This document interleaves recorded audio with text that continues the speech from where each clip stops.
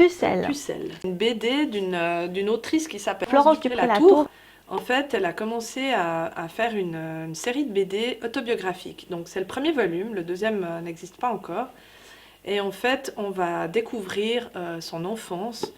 Plutôt sa non-éducation. Dans sa famille très catholique, la sexualité c'est un peu comme Voldemort, hein, c'est quelque chose dont on tait le nom. C'est la chose qui ne doit pas être dite. En fait, ça a conditionné toute son enfance, tout son développement.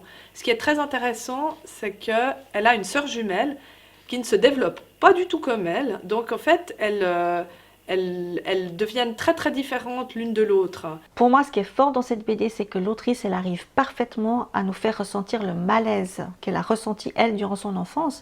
Ce malaise qui ne nous quitte pas durant toute la lecture. Ces petits moments de l'enfance qui paraissent insignifiants sont saisis avec une grande justesse. Elle démontre combien on dépense de l'énergie quand on est enfant face à des situations qu'on ne comprend pas et qui ne sont pas expliquées. L'énergie que l'on dépense à vouloir comprendre. Florence décide de renier sa féminité parce qu'en fait sa mère est très très soumise à son père. Le père est super rigide, il est jamais là, mais alors quand il est là, il y a personne qui moufte, enfin c'est vraiment terrible.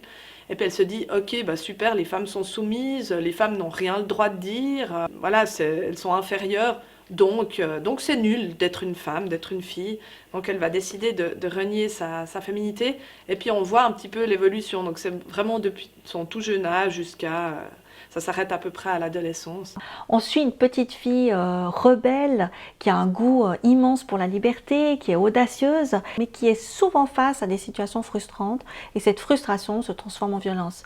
C'est vraiment, vraiment hyper bien, c'est très prenant.